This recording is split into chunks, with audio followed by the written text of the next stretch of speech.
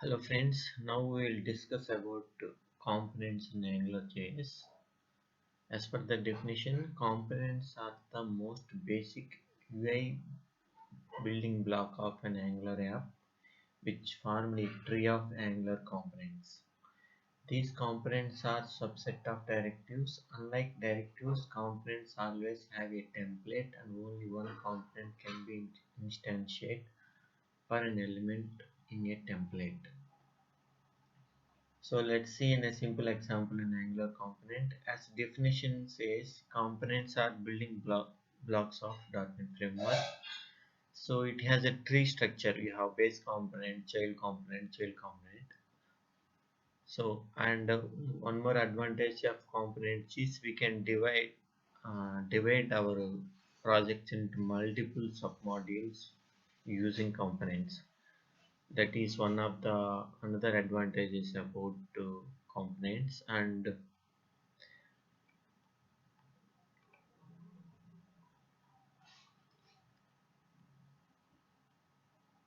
so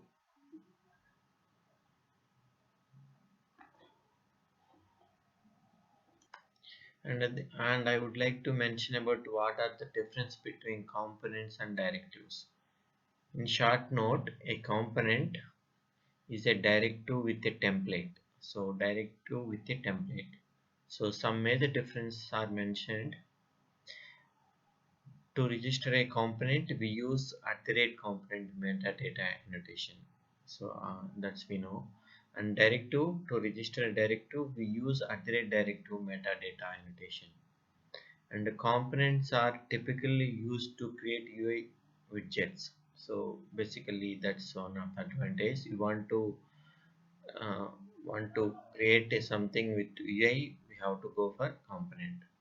So directive used to add a behavior to an existing DOM element. So if we want to extend the behavior to element, HTML element, we'll go for the directives. Components used to break up the application into smaller components. As I mentioned, components we can use break our application into smaller components. Directive used to design reusable components. Yeah, that's one of the difference. Only one component can be present per DOM element. So if you want to refer your component to any element, we can refer only one, but not for the directives. So component must have a view. In case of DOM, we don't have. So let me show you an example. So I have when we create a project in Angular, we have a default component created, that is app component.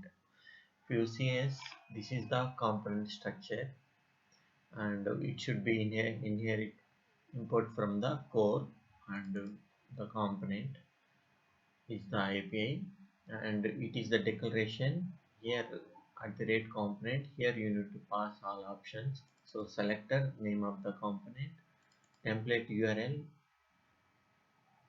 So this is on like view, and if you want to refer the CSS, that we need to mention in URLs. So if you don't want to create a go for HTML, then in that case we can directly write our HTML here, template. If you declare the template, then you can write our HTML here instead of creating another file. Same thing for CSS also. So after that we have to create a class with export, and if you want to inherit something, that is another one. But this is the basic structure of creating component. Once after you create component, but another thing is we have to import that into our app module. This is my app component which I showed before, and I have declared in declaration. Then my component is available for use. So if you go for index, and this is where I am calling my component. This is name of my component. If you see here, AppRoot. So the same thing I am calling in the body of my index HTML. So this is the home page. When we run this page will get calls. So that's why I am seeing the same data, this component data here in index.html.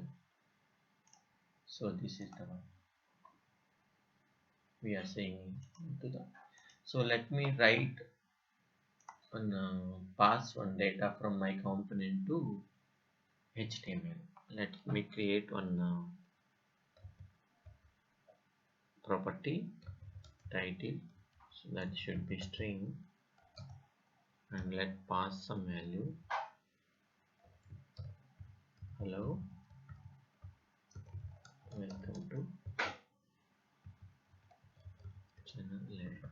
So this is my property I have created, and this so using interpolation I can able to access this data in HTML. Let me try to use that. So I think you are aware of that. I will how to what is interpolation. So interpolation is we can pass data from component to HTML using interpolation. Let me write. So the interpolation is you have to write like this, two curly braces, closing and opening and closing. So let me go and see that. So this is the information I am passing from my component to HTML. So I hope you understand what is component, what is difference between directive and component, and how to how to declare the component and how to use that component in HTML. So uh, next video I'm going to explain about bindings, different type of bindings in Angular. Thank you very much.